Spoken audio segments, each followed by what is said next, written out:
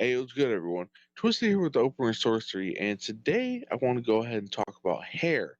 Now, I'm joined by my wonderful co-host Devi, and of course, hair is something that I would say she probably has a better idea about and all of that, and consider me more so going along the lines of traditional gender roles and all that. But yeah, females are probably more so just generally knowledgeable about hair, since the disproportionate amount of female to male hairdressers out there being an example. But yes, figured that it'd be worthwhile to talk about this subject and how it goes ahead and applies to spiritual and metaphysical sort of shit, and how, if you're interested in growing out your hair, or you wonder, oh, what does it mean to have your hair in a certain manner or fashion or length, what that all entails. So, generally speaking, right, Debbie, what do you think about when it comes to looking at hair from a spiritual, magical, occult lens? From a spiritual standpoint, hair is an extension of you in a sense. There is, of course, the health of your hair and how you take care of it is going to assist in how receptive you are, in my opinion. Um, Not necessarily the more of it you have, the better, but that is my own personal views. Sometimes you got to weed the garden, and you might need to hack off some shit. And I'm Yes. sure I'm sure you've noticed the pattern of, the girl breaks up with a guy, she goes and chops her fucking hair off, right? Um, that is a way that we hold energy, we hold memories, we hold so much in our hair overall that sometimes in order to get that clean break or in order to let go of maybe a traumatic aspect, we got to cut it. And it seems really silly and like, especially in our society, right? Which, the American society, guys all have short hair, right?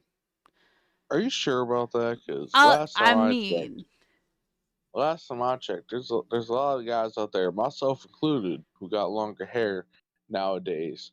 And granted, it's not as if it's more so of a, you could say, modern and recent trend of there being a slightly increased proportion.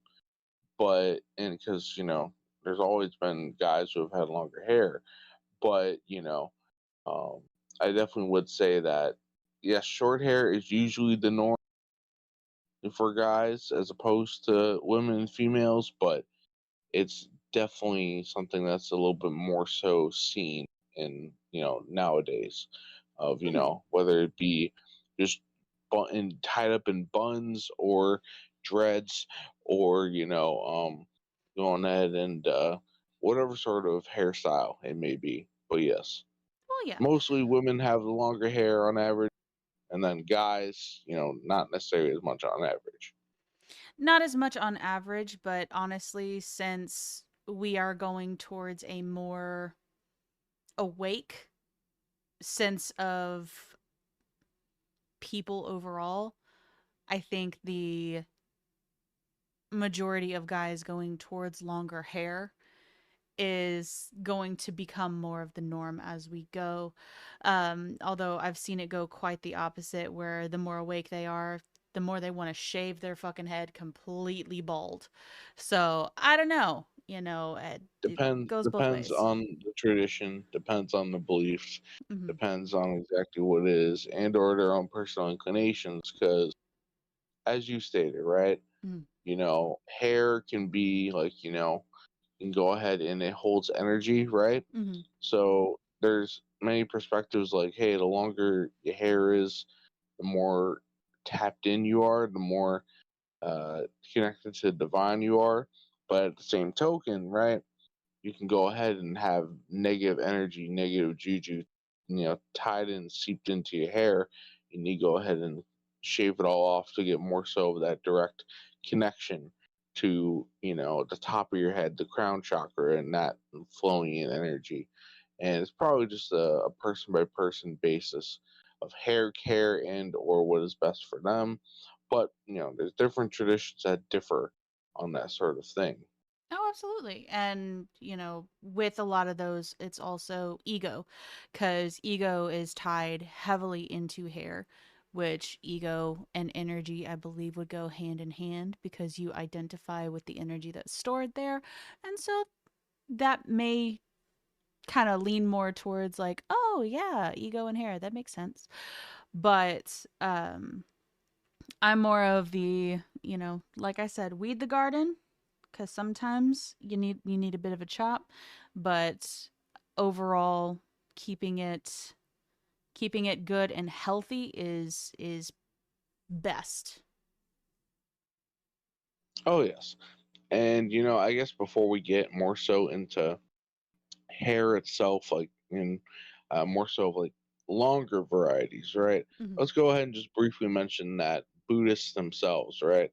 Mm-hmm. And you're talking about a lot of people saying that a shorter to no hair is better, right? Buddhist monks are usually depicted as having no hair, going bald for the most part, and that allowing for more so of being able to tap in to the divine, to the higher vibrational frequencies, all that sort of shit, and pretty much allowing that to enter through top of their head through the crown chakra and down the ajna, all the chakra systems, energy vortices, and yes, um, different uh, traditions as well in Eastern senses and also Western senses as well, so on and so forth. But um, just going ahead and providing one example before we go ahead and talk about now some examples and depictions of growing out your hair, and since we talked about the unconventionality of men going ahead and doing so, this being a rather famous story of a particular male figure in the Judeo Christian Bible, as well as, translated to Islamic lore, I believe, and what have you, just Abrahamic face overall. And this being the story of Samson. So, for those who are unaware of Samson, give and pretty much I'm pulling this from a article from Encyclopedia Britannica, and with a a notation of exactly where this takes place in the Bible. So pretty much the general story is that Samson, he's a Nazarite, which is different from a Nazarene, which they sound similar, but there's differences. And I'll go ahead and talk about the specifics of Nazarite after Samson. But yes, so Samson, right? He was known as a very strong, very powerful figure, tall man, you know, very bulky, got the muscles, got them gains, all of that. He was fearsome on the battlefield. His enemies could not necessarily go ahead and cannot take him down. And he had the strength as a divine gift unto him from God. Yahweh, Adonai, God the Father, all those titleages from whatever Abrahamic perspective you're looking at from. But yes, went ahead and had that strength, but alas, he met his downfall. How did he go ahead and do so? It was through the love of a particular deceitful woman named Delilah, right? So pretty much Uh, he was, doing what he does. He was doing the do. He was getting it all done. Definitely PG-13 or rated R and all that. But they're doing all that sort of thing, and then pretty much he's like, she asked him, I'm sure during like a pillow talk, and pretty much like, so what's the secret to all your strength? You're so muscular. You're so dashing. you know what is it you know and pretty much he's just like, well, you're supposed to keep this secret, but it's my long hair that goes ahead and has all my strength. So after They were doing what they do and all that. I'm not gonna lie, this particular chronology of events is a little bit more so of me adding my own creative twist. But yes, as he slept, Delilah had cut his hair and betrayed him. He is captured, blinded, and enslaved by the Philistines. But in the end, God granted Samson his revenge. Through the return of his old strength, he demolished the great Philistine temple of the god Dagon at Gaza, destroying his captors and himself. And in terms of the particular notation of where this takes place in the Bible, this is from the book of Judges, chapter 16, verses 4 through 30. That goes ahead and documents this particular sort of thing. So, in hearing the story of Samson, Devi, what do you think? So obviously, I had already written down Samson as well for my own notes because it's a thing. But that is a overt symbol of his power. It was his hair, it was his energy, it was his connection to divine. Um, and kind of showing his Achilles heel to someone who obviously was not deserving of such a thing. But it's one of those,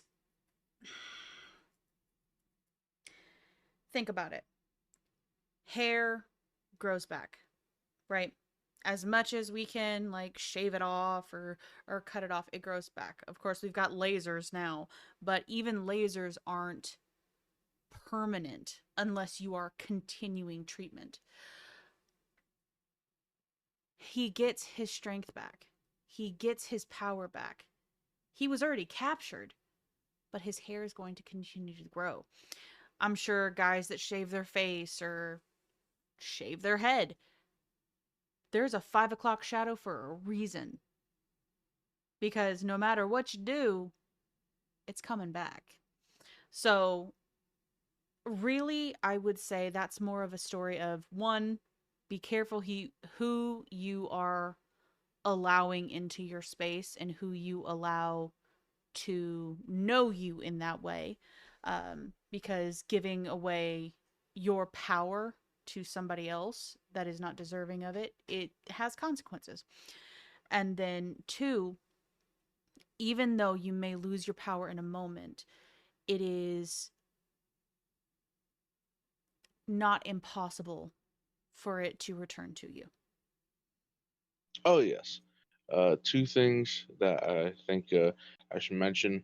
And you saying Achilles heel for not necessarily as aware, and we're not going to cover because we're talking hair right now, not necessarily heels, but that story of Achilles, the Greco-Roman warrior hero who played a part in the Trojan War. He got struck by an arrow in his heel and thus instantly died, and that was the only weak point on his body, as documented. And of course, and more so elongated sort of myth surrounding this character. You can go ahead and look up yourselves. But yes, Samson chopping off the hair took his power away. He regained it back. Don't know necessarily it was through the growth of his hair. Of course, obviously, time is not particularly stated in this story, but apparently, God granted him his power back and he self destructed. But alas, the second thing that I think of and remember is not just with the figure of Delilah, but more so of a modern sort. You had went ahead and sent me a short video of this woman going ahead and talking about her cutting her man's hair off and all that sort of thing. Oh, that one made And me so mad. yes, I know you were very mad and you had a lot of words of vitriol in relation to that. But yes, please, by all means, go ahead and talk about the general sense of what that entailed and like what your thoughts are about it.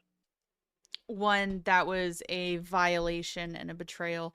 So this girl had, every time her man, quote, pissed her off, she would take scissors and cut off his dreads while he was sleeping, like just a couple dreads at a time. And it's just like, ha.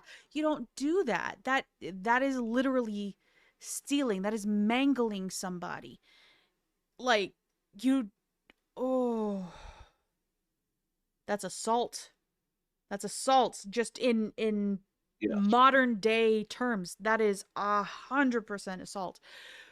But in terms of energetically, in terms of magically, she is playing a Delilah, and she is stealing his energy. She is stealing some of his power that he might not have been ready to give up. It might have been energy from memories that were good, were positive, were things that he wanted to keep. It may have been anything, right? Because I know that there are people that like braid certain things into dreads, or twist certain things into dreads, or however you want to form them. If he was spiritual at all, it could have had something else in it, right? Oh yes, yes. But it just, the mm, hold on, let me calm down for a second because I'm mad all over again Oh just no, thinking no, about listen, it. listen. That's all good. I remember when you initially impassioned, infuriated, and I understand. Me having long hair myself at the present moment and all that sort of thing. Like I don't want no woman or nobody messing with my damn hair while I'm asleep, while I'm awake. Nothing like that. If I want to keep it, I want to keep it. If I want to go ahead and let it get taken off, I'll go ahead and do it myself or appoint someone else to go ahead and do it, a barber, a hairdresser, whatever. But yeah, I don't necessarily agree with that sort of practice. And as Debbie stated before, watch who you going ahead and messing around with. Watch who you going ahead and sleeping with. Watch who you going ahead and fucking, because they may go ahead and do some unscrupulous shit with your hair. Not just in terms of chopping it off for the sense of like, oh yeah, I'm going to take a little bit off here and there. But I think, something that is also worth mentioning is that while doing magical works, right, whether you're taking someone else's hair or your own hair, that can be utilized to help target and or amplify the work that you're in fact doing and such Mm-hmm. for positive or negative circumstances. And I take it if it were done by that particular woman, it was for negative circumstances. Just Yeah. based, yes. But once again, it can be utilized for positive or negative circumstances. So in that sort of sense, right? And your various, knowledge, your internal mental library, can you think of certain purposes that hair can or is utilized Well, in think different about it. rituals, right? Spells, all that. Think about it. Somebody has your hair, they have a complete locator for you. That is not only a part of you because you grew it on your body, it's a part of your body. They could do anything, positive or negative. You could curse somebody, which I highly discourage. Agreed. Very much discouraged. Yes. You could do positive things such as protections, literally like centering a protection around somebody. You could literally go vampiric with it, and it's just like, all right, I'm stealing their energy.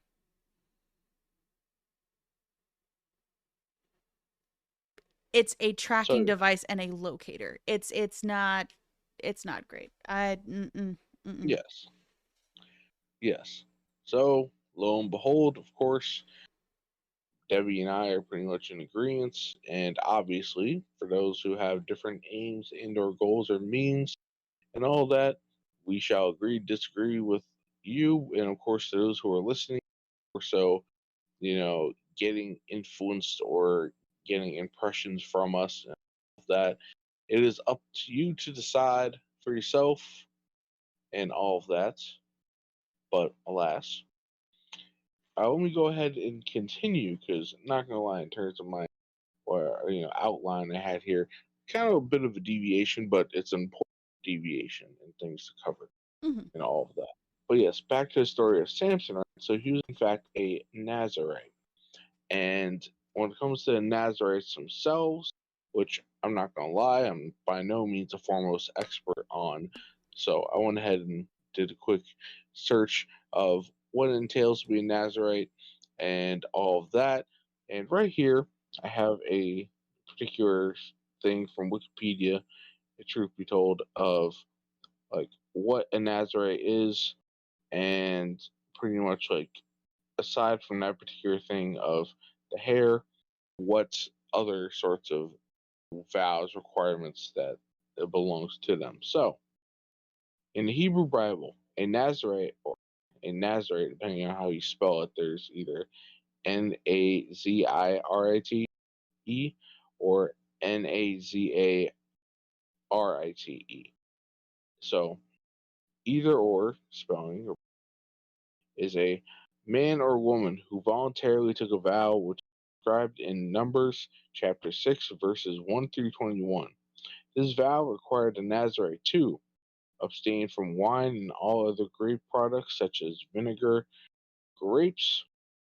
So that right there being a bit in line with not consuming alcohol, whether you see that in Islam or other traditions, which I myself already talked about when speaking on the subject of alcohol, being alcohol and all of that. We have a video about that out already, and yes, go ahead and check that out if you wish to.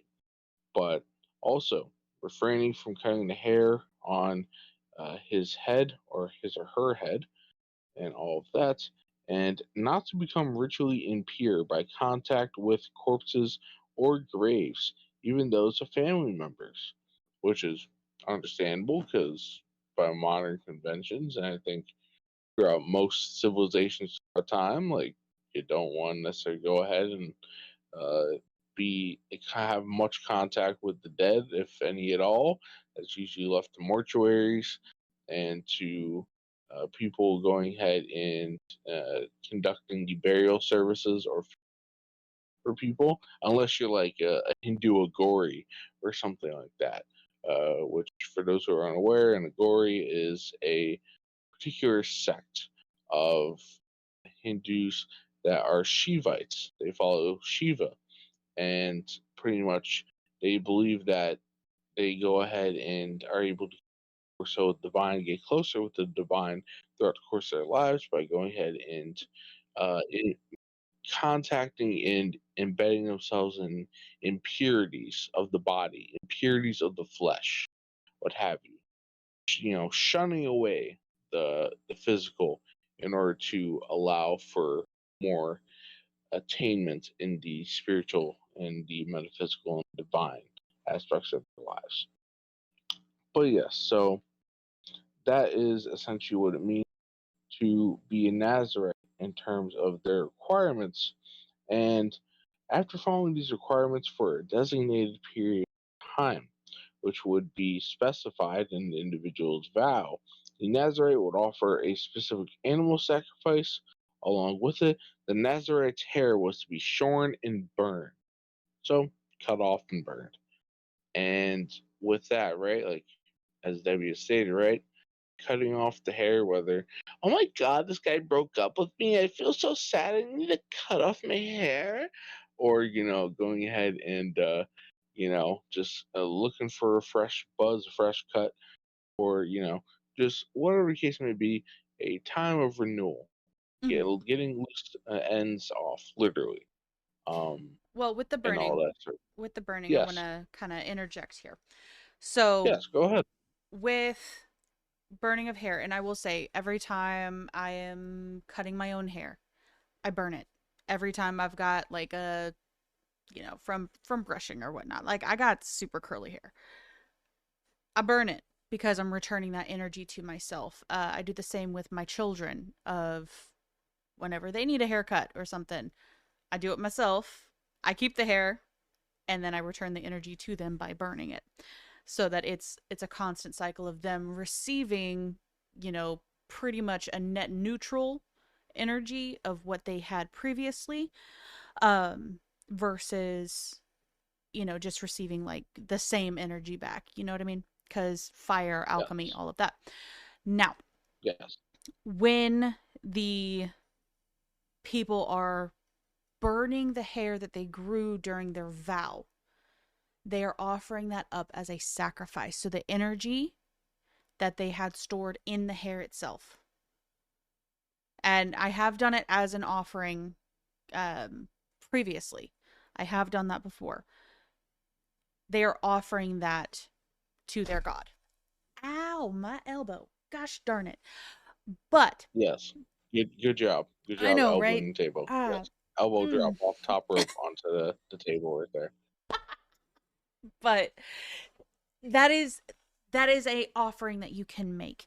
Um, I wouldn't suggest it, not unless you're like super close and like personal with whatever deity, spirit, entity you're offering to. Excuse me. But that is so personal from them because nobody else can create that energy but them, and they are offering that all to their god. So that is a very sacred rite in my opinion. Oh yes. And of course, topic of offerings, you also have covered yourself Mm-hmm. previously on the channel. Yes.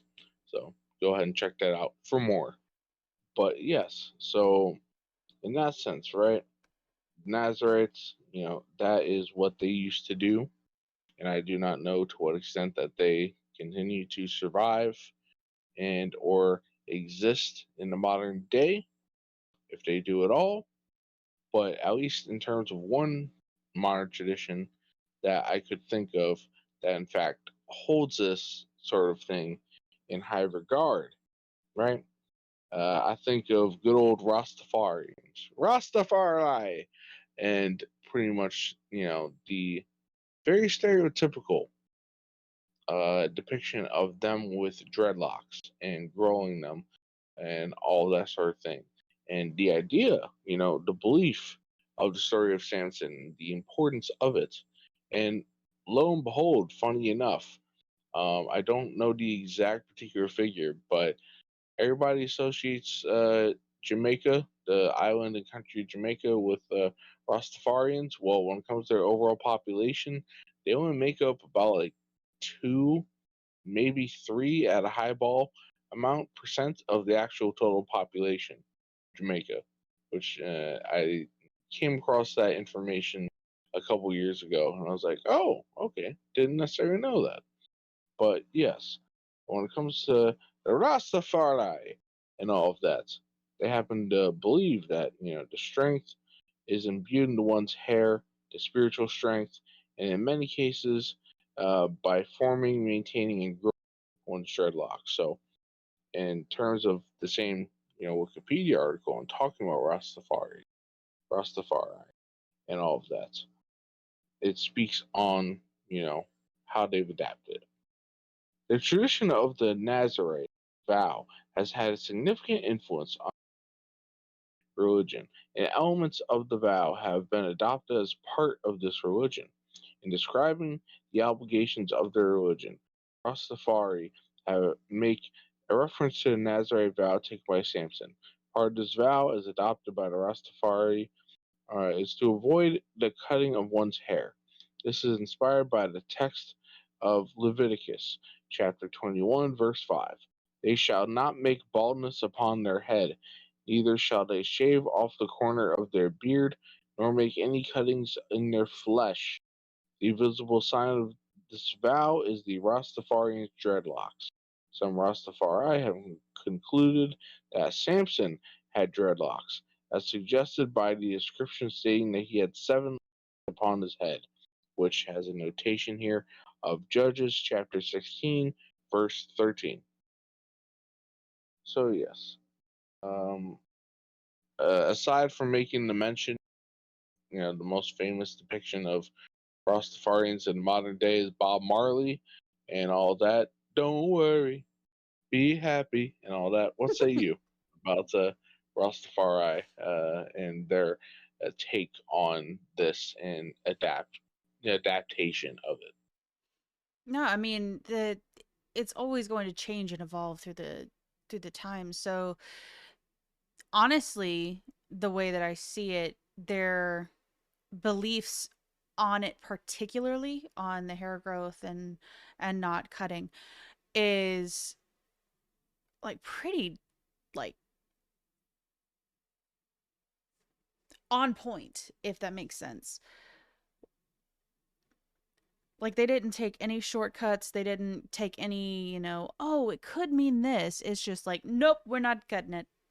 And it's just like, okay, cool. That's awesome. Oh yes, and it's not just like the Rastafari in the modern day, right? That hold these sorts of concepts and ideas, but even in Native American traditions, right? Mm. You know, they've existed for quite some time, of course, and are still around. Reduced numbers after American colonialism, expansion, and all that sort of stuff. But they very much have this sort of idea that spiritual strength and connectivity, reception, that like their hair is considered antennas and serves as that means of connecting to the paranormal, the divine, and all of that, right? You know, there's this particular story of these Native American trackers, Navajo, that apparently were hired by the U.S. military to go ahead and work during the Vietnam War because they were wondering, oh, why is it that Native Americans are so damn good at tracking and all that? So, for the particular details, I will go ahead and pass the baton over to you for you to explain, Debbie. But I will go ahead and say before you go ahead and do that, that's there have been claims made that this is a true story. This is not a true story. So it's up for the person's listening's own discretion and or looking themselves to Mm. figure out whether such was the case. But alas, please go ahead and share what you know of it. So I remember hearing this like a long ass time ago, and it was like during the Vietnam War. Um, they recruited, so they brought into the military Navajo trackers, and during their stint, like of course, military back in that day, they shave your hair off. Like you are going completely to the skin, right? There is no wiggle room. And all of a sudden these people that they had seen as amazing trackers, they couldn't track a goddamn thing. And so the military was incredibly confused because they're just like, hold up, like what do you mean you can't track anything? And they went to the village chiefs and the elders about it, and they're like, what happened, what went on? And the elders are just like, you cut their hair off. You cut off their connection to the world around them. You cut off pretty much their not necessarily antenna, but their satellite. You cut off their GPS. Of course, not in those terms, but once they heard this, apparently an exception was allowed. Um, and they under once they heard and understood how they had mangled the ones that they already had, they put an exception in there so Native Americans wouldn't have to cut their hair when in the service any longer. Um, and of course, they were very much able to track to the best of their ability, and apparently a hell of a lot better than the other ones that had unfortunately had their hair taken off. Yes. So, in a sense, if this is in fact a legitimate and interesting scientific documentation with a control group, and then more so of a free form thing of if they had a hypothesis beforehand, Mm-hmm. last but this was just more so the occurrence. But yes, so Native Americans, they themselves very much went ahead and believed this sort of thing. And in terms of that, I have a from another article a list of a list of reasons why they keep their hair long. and all of that. So, one, they believe their hair is an extension of the soul. Two, they believe hair should be cut only once, and this is during his birthday. This is a tradition that the Navajo people follow. And of course, the Navajo are not the only Native American tribes out there, but this is just particularly what this website is stating. So, have that caveat, that asterisk there. Three, they believe hair is a symbol of strength and masculinity. Four, they believe when a person cuts his hair, he loses a small part of his relationship with himself. And let's see, five, they believe braiding the hair is a way of the infinite. And six, they believe allowing the hair to flow freely signifies a free course of life. So not being bounded by, your own personal limitations, like, sort of thing. In the similar sense of, say, the Roth or anyone really, whether whatever skin tone, racial background, whatever tradition, the idea of, say, with dreadlocks, right, freeform dreadlocks, right, just obviously, maintaining like hygiene, cleaning it, but just letting it grow and form how it does, letting your hair do what it naturally does, and just letting it go about and take the shapes and what have you of it, right? Um, that you're pretty much not going ahead and self limiting, you're not going ahead and binding yourself unnecessarily because there's plenty enough binding as it is within the world, the earth, and the heavy Saturnian influence that governs our everyday physical life, what have you, Mhm. and all of that. Allowing the higher vibrations to, come through and express itself.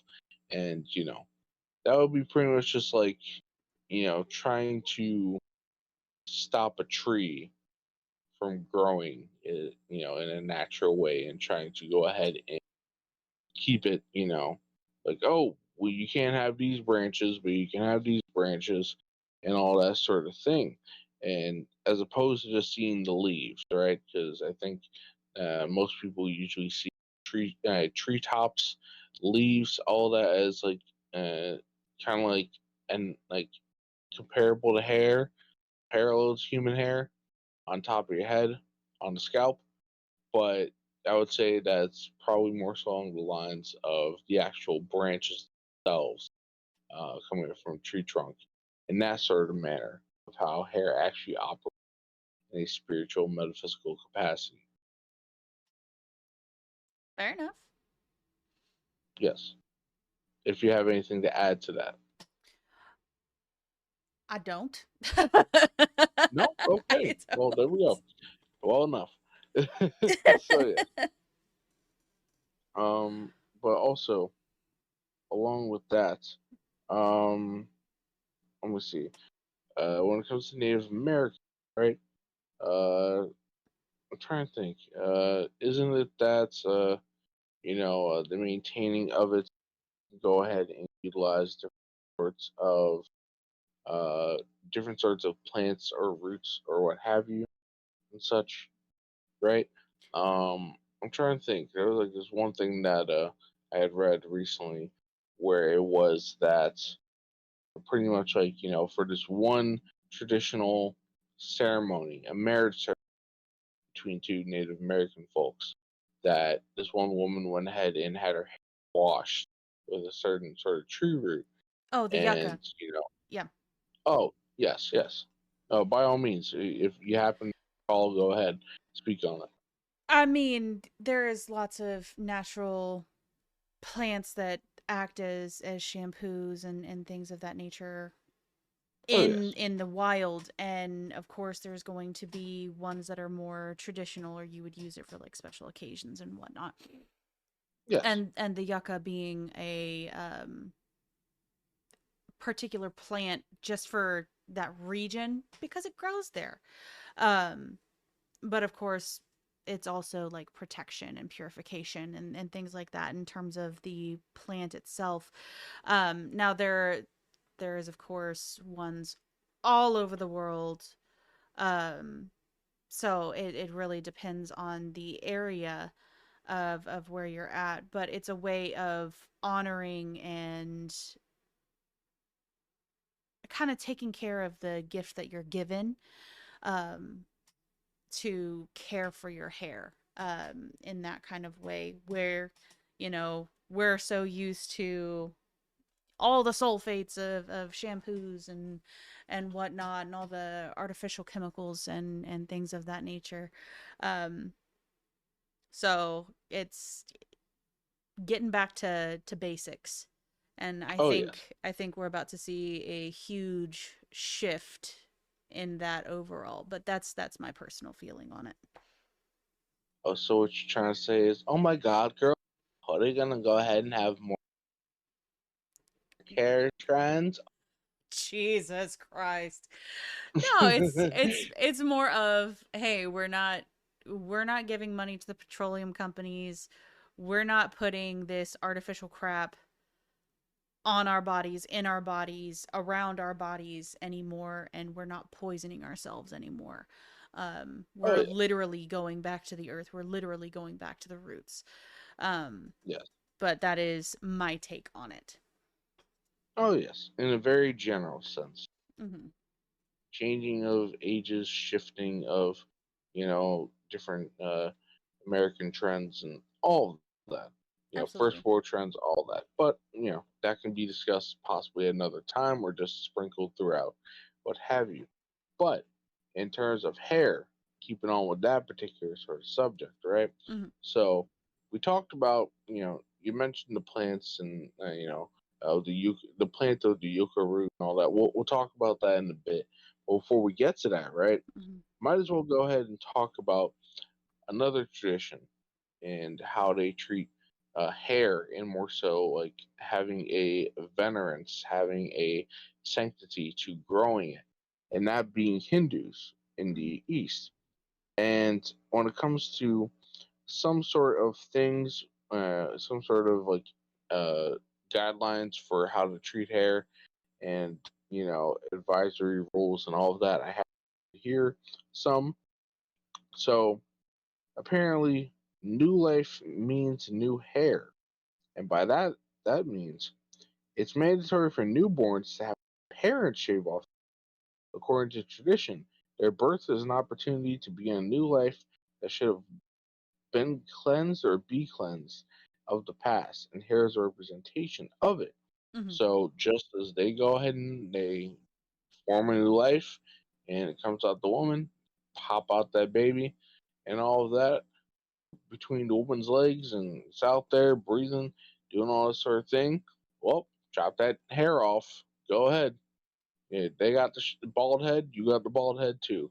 It's a reset and all of that. Oh, New it is. opportunity. It is. Yes. So think of it this way. In Hinduism, they believe in reincarnation, right? That is a huge part. And a lot of beliefs surrounding reincarnation and just birth overall, the soul is breathed into the baby, like with those first breaths. And so anything that is cumulative from a past life would just be on the body. So, of course, you're seeing growth on a baby that's like fresh newborn, got that newborn screech, and you're going to want to give it a absolutely fresh start. I've seen this in two different ways. So I've seen this in the Indian families where bald that baby, like take off all the hair. And those babies are typically born with a lot of hair. Oh my gosh, like I'm jealous. Like I'm jealous. They're born with a lot of hair. But at the same time, like I understand. And then there is the same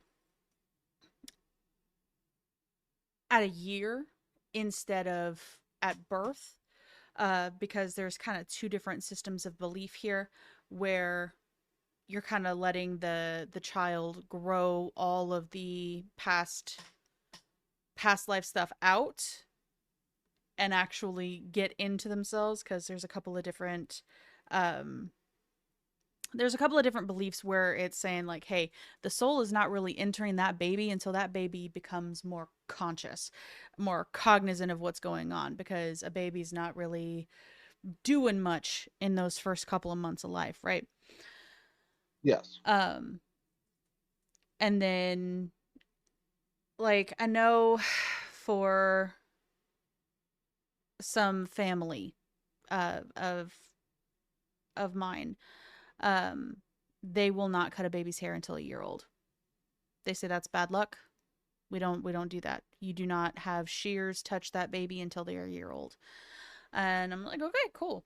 Um, so I see it both ways, where it's either, you know, fresh start right out the womb, or fresh start after a year, because that's when they actually start coming into themselves. Oh yes, yes. And you mentioned the thing. Trying to think. What sense? Um, I'm trying to think. What sense was it that was addressed of on the first birthday? I believe that was Native American. Just Mm-hmm. described, right? Yeah. Yes, yes.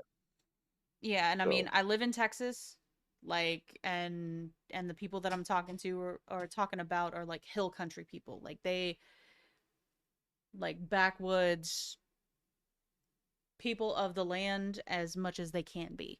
So they kind of, I believe that was adapted from Native American practices, and they saw the wisdom of it, and they're like, okay, we will adopt it. yes, yes. But yes, so that was the first thing, right? Mm-hmm. So the second one is standard sign of respect. So females who are unmarried need to cover their heads and avoid showing their long hair to people as a sign of respect. Men need to obey these and prevent themselves from looking at women without a head covering. So, of course, you have already discussed the veils previously, Mm-hmm. and you know, by extension, this would go ahead and equate to, and more so of Abrahamic. For an example, women wearing hijabs in Mm-hmm. Islam, and all of that sort of Mm-hmm. thing. Just as a particular example of that being more so strictly Oh, it's not what just happened. that. There's more. I promise you that. Um, Oh yes, because there's a lot of different sects of Christianity in and of itself that hold a very similar belief, because this is pretty much worldwide. Um, and you'll find it in corners where Christianity didn't touch, that they hold a very similar belief around it. Um, because hair is just, it's sacred. It is a sacred part of us. I know in, like, Pentecostal and apostolic um, sects, the women do not cut their hair. Very much the same as Hindu. They're not necessarily veiling or covering their head, but they're very much allowing that natural growth and all of that naturalness about it. And then you have, in the same vein but more extreme, the Amish or the Mennonite, where they are holding the exact same belief as, like, the Pentecostal and the apostolic, where they literally believe that if they allow their hair to grow out, they allow that naturalness from the top of their head, that they will be able to speak to angels, and they believe that cutting your hair would cut you off from speaking to spirits, speaking to angels. But the Amish and the Mennonite, they will cover their head, they veil it, or use, like, kind of a bonnet. um but it's very much that same thing. Now with the Hindu, um that's where they have the distinction between married and unmarried, where a married woman is like, who the fuck cares? Like, it's my hair. I can show off my hair if I want to. And it's not a big deal. It's more so for the unmarried, unwed, yes, don't look at her. yes. Similar to the standard. Hey, hey, look, you know what? You can't go ahead and have sex till marriage. You know, a premature exposing of Mm-hmm. oneself. Yes. And then, as you had already mentioned, if privilege for married women, meanwhile, married women can enjoy their long hair without a head covering. Their husbands are free to see them this way too. And all of that. And we've already touched upon, so Oh you yeah. don't need to go ahead and rehash that unless you feel inclined to.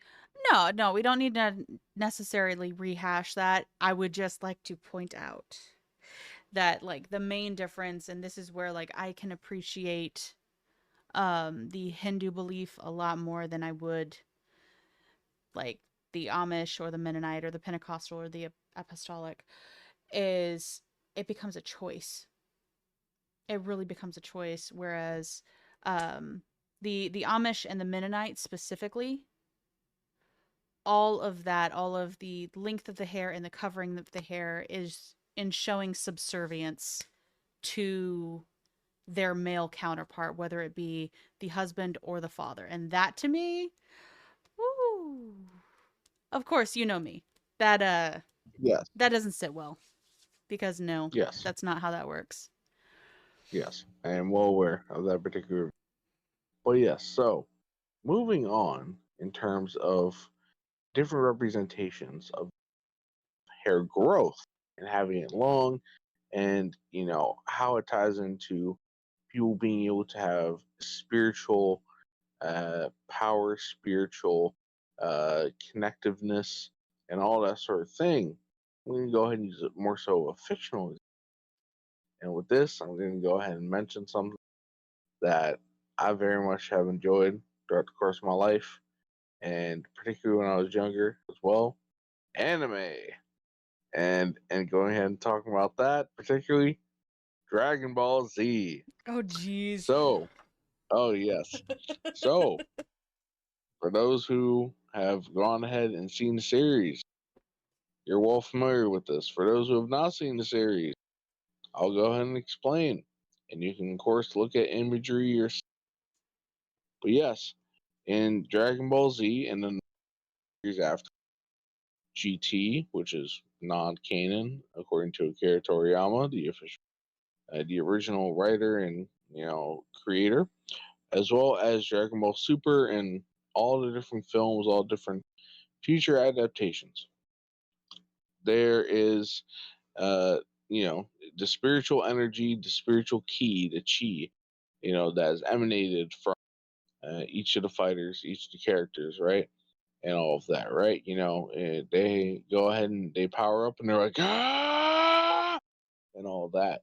And when it comes to hitting a certain breaking point, hitting a certain level, certain power level, the characters in particular, this race of alien beings who pretty much look just like humans, except they're born with a monkey's tail and all of that. So, getting into their primal natural state being symbolically represented in the show. But yes, they go ahead and they can transform into what are called Super Saiyans, and the hair changing to signify the sort of increase in power, increase in energy, spiritual power, what have you. And for the protagonist, the main character of the show, Goku, right? He usually has spiky black hair that's all like a unique shape and all that sort of thing. Or Vegeta, or Trunks, who's my favorite character. Gohan, the rest of them, and many other depicted Saiyans throughout. You know, they are usually having black hair, but when they hit that Super Saiyan power level and they go ahead and they do what they do, they become blonde haired and usually more so sticking upward in whatever manner, as opposed to it just being whatever shape it was beforehand or it flowing downward or what have you. But yes, it being more so of a blonde nature, and not just that, but you can notice that it happens to grow as well from stage to stage of progression as the series goes along and their own uses of it. And You know, this at least is showcased in the first three stages of Super Saiyan, and if you watch GT, there's Super Saiyan in a sense, but that's more so of a change going to from blonde back to black, and also for future iterations, at least up until the point of this recording, um, it does not necessarily follow this particular trend either. But for the first three stages, you go through Super Saiyan to Super Saiyan 2, which is for the most part similar to Super Saiyan 1, but you can notice it's a bit longer and is a bit more like robust. And then Super Saiyan 3, which in terms of the show is only depicted by two characters, going ahead and having that, um, or at least in the case of uh, for Dragon Ball Z and all of that, two characters having, right? That being of Goku and the fusion of what was it between Trunks and Goten, Son Goku. I'm forgetting it. I'm forgetting at the moment. Um, Gotenks, yes, but they have super long, like blonde, golden hair going down like their back, what have you, and that being the strongest form that they could attain, and all of that, you know. And just that being one example of a fictional sort of thing. But this being mirrored in various other anime that have followed it, or were, either following it very shortly. To name one example, if you ever seen the show Yu Yu Hakusho, where the main character of Yusuke, for the most part throughout the show, he's pretty much just got his, cut, black hair, doing his thing, more so shorter, and he's going around and shooting his little finger gun with energy blasts at different monsters and creepy crawlies and spirits and all that. But near the end of the show, and this is a bit of a spoiler for those who haven't seen it, so my bad, but it's been like 20, almost 30 plus years coming up on this point, I believe. So catch up. But pretty much, yeah, pretty much, when he gets more so of a demonic influence is uh, up until the end, unknown father and all of that, he happens to grow his hair out pretty damn long. Like it's one of those, drastic transformations that are often depicted in anime, such and what have you. But yes, so all in all, I can go ahead and talk about all the different sorts of examples of anime with their transformations and the hair and all that. But if you're a fan of the genre, probably already used to it. And I know Devi, I know you enjoy yourself quite a bit of anime I as mean, well. yes. I mean, yes. And the anime writers, eh, they are mirroring real life, right? Um, Yes, and where or previous mythology. and or previous mythologies or folklore, like I know you've heard the story of like or instances of people like being so scared that their hair turned white, Yes, in such a state of shock that their hair turned just shock white. But it's yes, also showing that a physical representation of a spiritual change.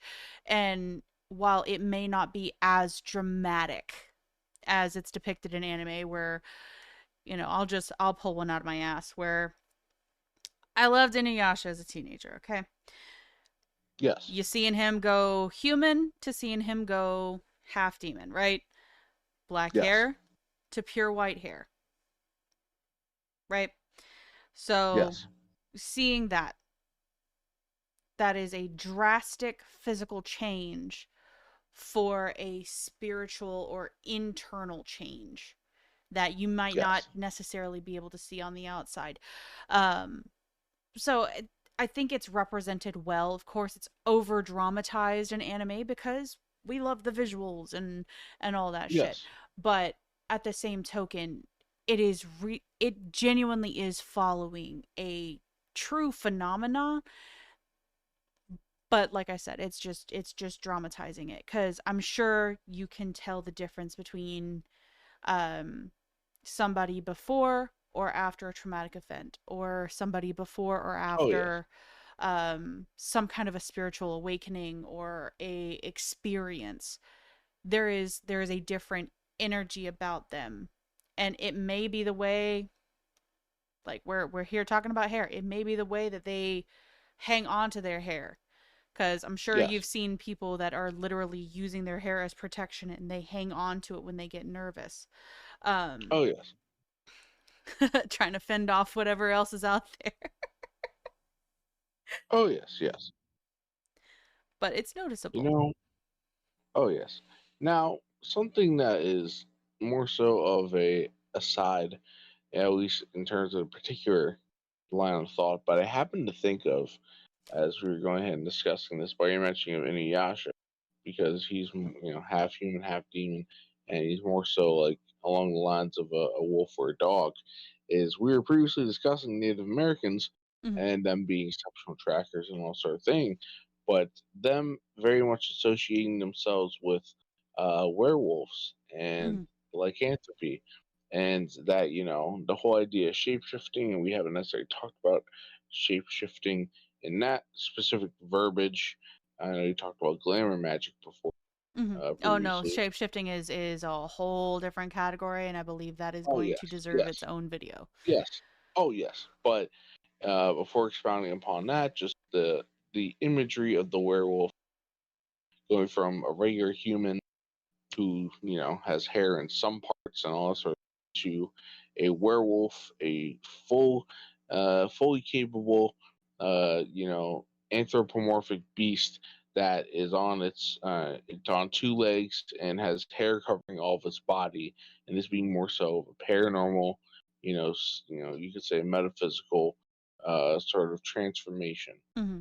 more so inclined with this sort of thing. What say you very briefly about that? We can talk about different sorts of werewolves and other beasts and all that at some point. But yes, just more so how it relates to the topic of the spiritual uh, properties of hair. I mean, I think the best example I could think of, and this one's really, really morbid, so pardon me. Yes. Go to a funeral, go to a wake where you actually have like an open casket, and you can see that the body is empty. You can see that the body is completely, there's nothing there. Um, Honestly, one of the reasons why funerals freak me out so much, because seeing an empty corpse is just like, oh, that's fucked up. I don't like that. Um, but it's in terms of hair, in terms of everything on a person and potential like shape shifting and things of that nature. I would say one of the greatest examples that I can pull out is look at the life that was imbued into the person, like as you knew them as a living person, and then what the body looks like afterwards. And you will see everything is dull. Everything. It doesn't matter how much makeup the mortuary puts on them, doesn't matter. All of that life, all of that energy is gone. From the Oh way that they yes. hold the muscles in their face, to their jaw, to their hair, to everything. And like I said, I'm sorry, it's morbid. Oh well. Hey, if you're listening to this, you should have enough maturity, and I would say arguably enough life experience to go ahead and be like, all right. And if you haven't been to a funeral before, then at some point you will eventually. Such is the course of life. Agreed. Yes. But to go ahead and move on. So we've gone ahead and showcased various examples of why, starting off, bald is considered as the way to go for the best spiritual attainment with Buddhists, just as one example, and then various other manners of long hair, don't care, and going that route of better spiritual attainment with various other traditions, Eastern and Western, and all of that, right? So, having covered that with these examples, now we can talk about some things that can assist, can aid in growing out the hair, maintaining the hair, if that is in fact the route you want to go, in being like, you know what, I want to go ahead and cultivate my hair for spiritual, metaphysical reasons, or, you know, just good old beauty tips by Devi here, Oh, to geez. go ahead and help you out and all that. So, yes, the first thing that comes to mind, since we are talking about, herbs before, or a particular one, the yucca Hmm. root, and different herbs and plants along with that, that may go ahead and help assist.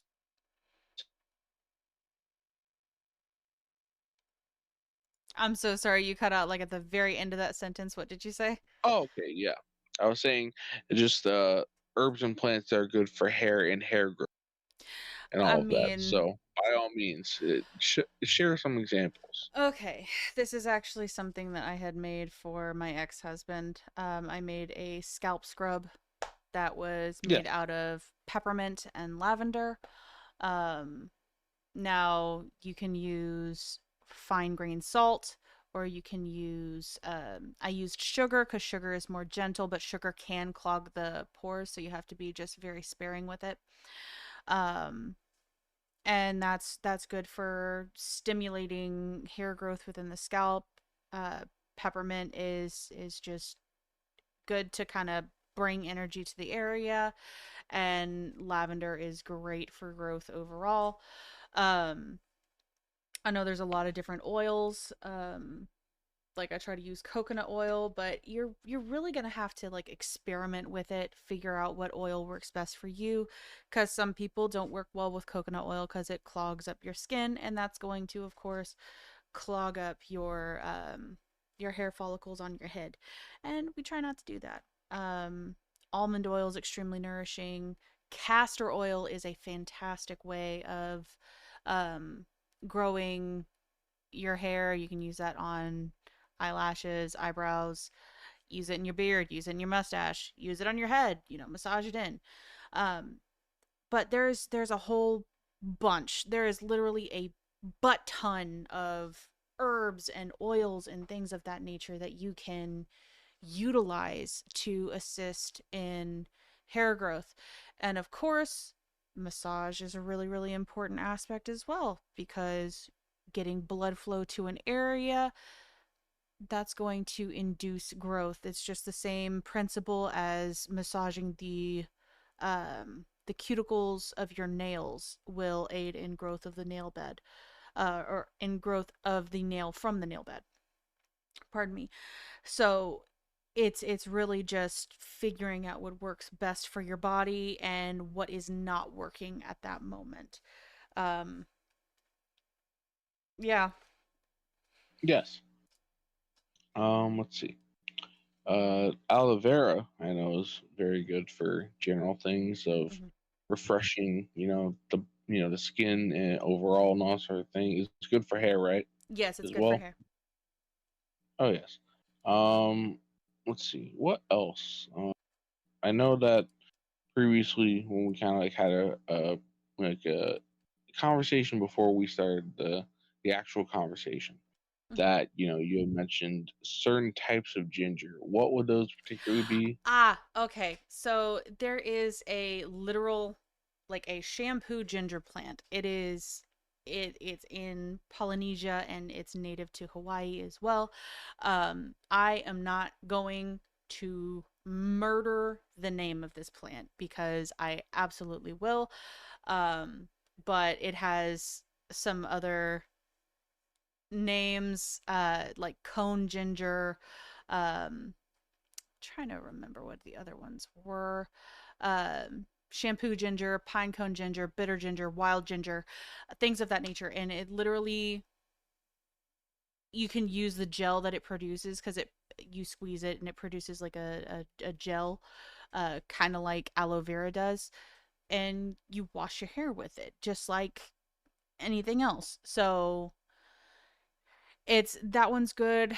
And I mean ginger by itself, the plant that we know as ginger, is a relative of this. It's not necessarily the same plant, but it's in the same family, and that's good for the skin. That's good for the body overall. So it shares some of the benefits of that, and it's been used for thousands of years as a way to get yourself clean. Um, I know there is. Oh my gosh, it's a particular nut. I'm trying to think of it. Um, argan oil. Argan oil.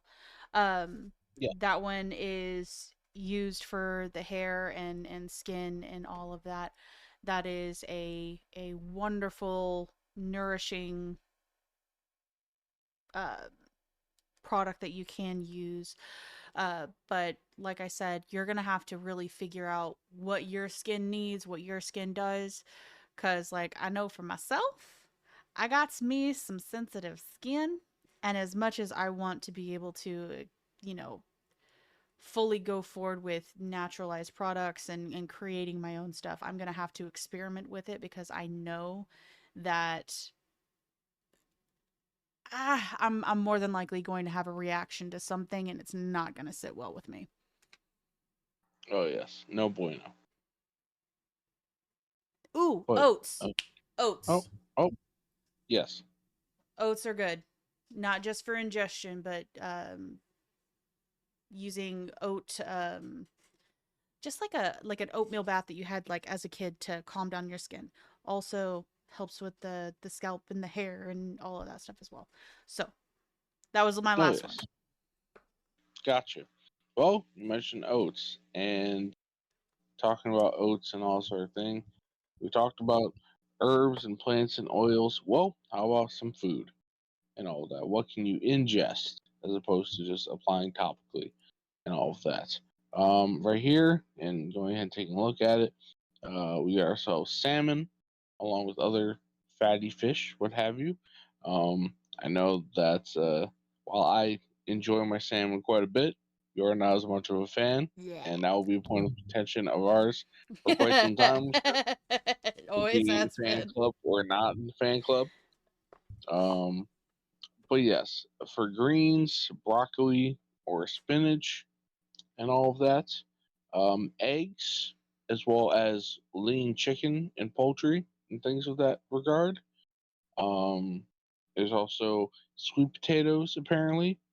And, I think also yogurt is also listed as food as well. Mm-hmm. Lentils, different variety of seeds, and all of that, which you had mentioned at some time before of, what was it, chia seeds, you said? Yeah, chia That seeds. can be utilized for hair. So a lot of seeds, a lot of anything that's like really rich in like omega-3 fatty acids and things of that nature, where your body can take that compound and create hair, create nails. It's like a natural biotin kind of thing. Um, where you're actually creating it for yourself instead of having to take a supplement, because I know I don't like to take supplements. I prefer to just like eat good and my body just produce what it's supposed to.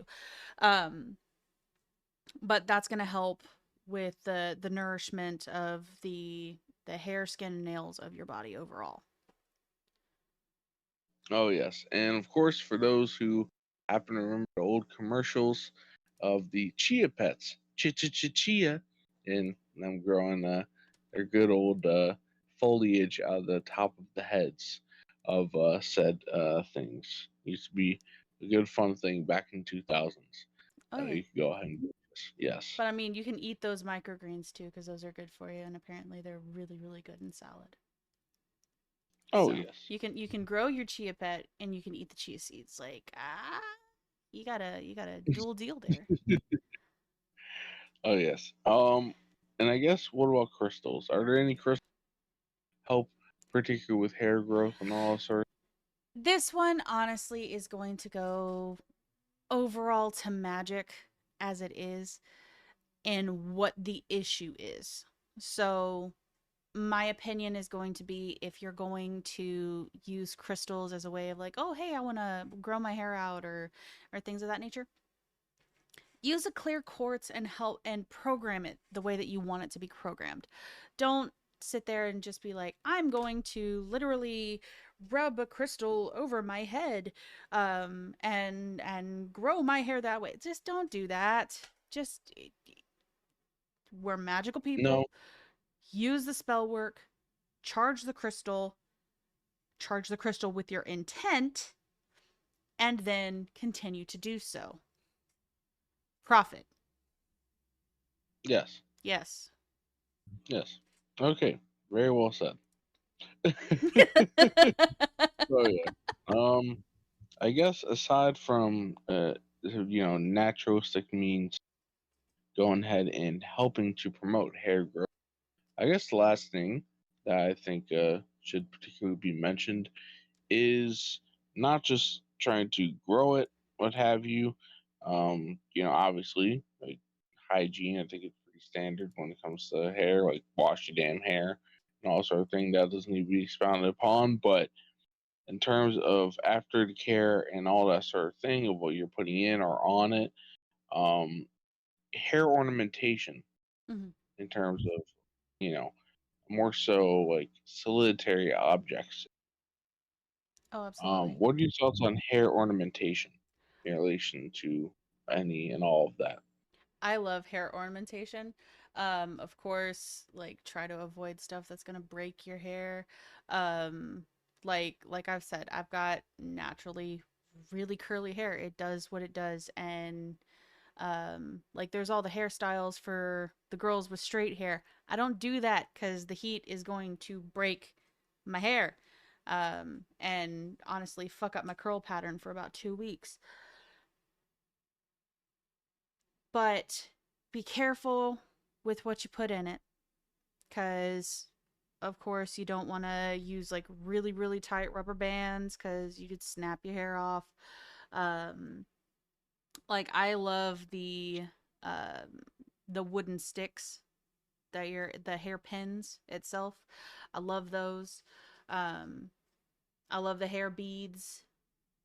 You can, of course, especially with hair beads that are made of any of like the naturalized stones, like any crystals or things like that. You could literally be charging the crystals with the energy from your hair and have it as a way to just carry it around. It is a oh my gosh, I forgot the word for it. Amulet. Yes. It is an amulet. You literally, like, it's in your hair. Nobody knows. It's in there. You're good. Well, amulet and or talisman. That's the other word that I Whether was you looking want that, for. yes. Whether you want energy to be intake or to be pushed out, Exactly. projected. Precisely. But yes, yes. And hair ornamentation is all good and well. In various forms and means of doing so. Obviously, many women go ahead and incorporate different sorts of things like hairpins and so on and so forth, and all of that into styles. Of course, guys can do it, but just on average, much. And yes, the one thing that you have gone ahead and talked about before is veils as well, very Yes. recently, and different sorts of hair coverings. Mm-hmm. In this particular conversation, we discussed,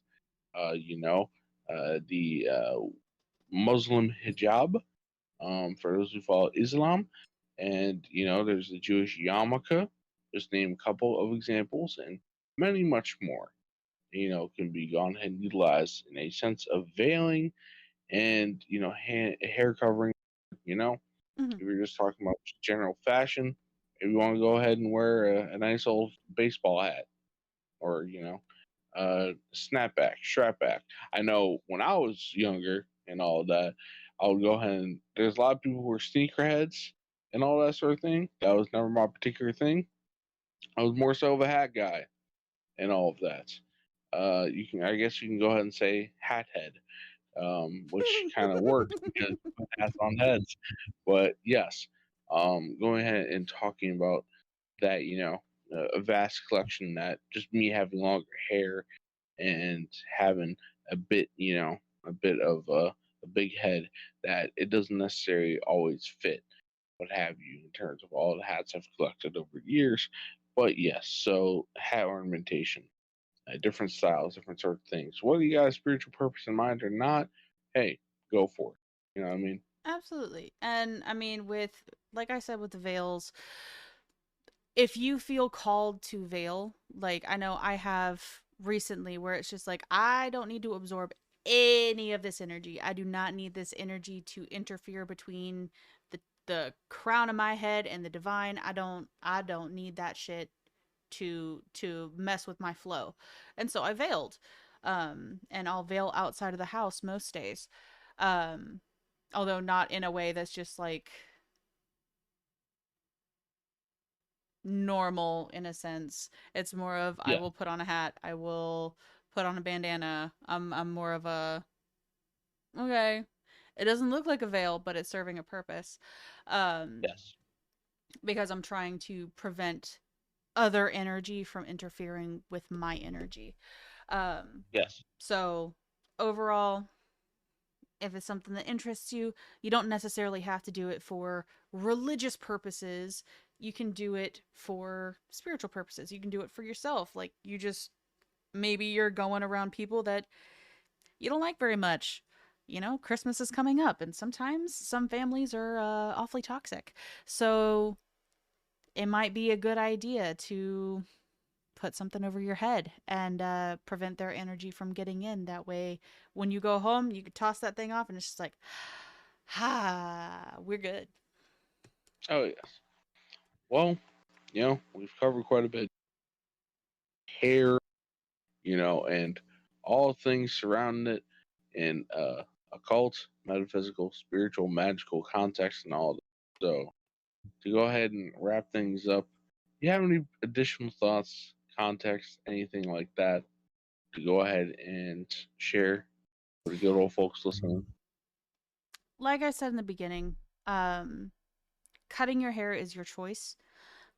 Sometimes I do feel like it is absolutely necessary, at least from my perspective, that, hey, maybe a little bit needs to come off because that is no longer your burden to bear. That is no longer a weight that you need to carry. But you really have to make that choice for yourself whether you're going to just accumulate all the energy and just keep it or accumulate what actually serves you and remove what does not. Oh yes. So yeah, truth be told, I've said all that I have to say in regards to this. So yeah, there we go. Ta-da. And yes, ta-da, boom. So yes, this has been Twisted and Devi, with Open Sorcery. And yes, till next time, stay frosty, nieces. Peace. have a good one, y'all.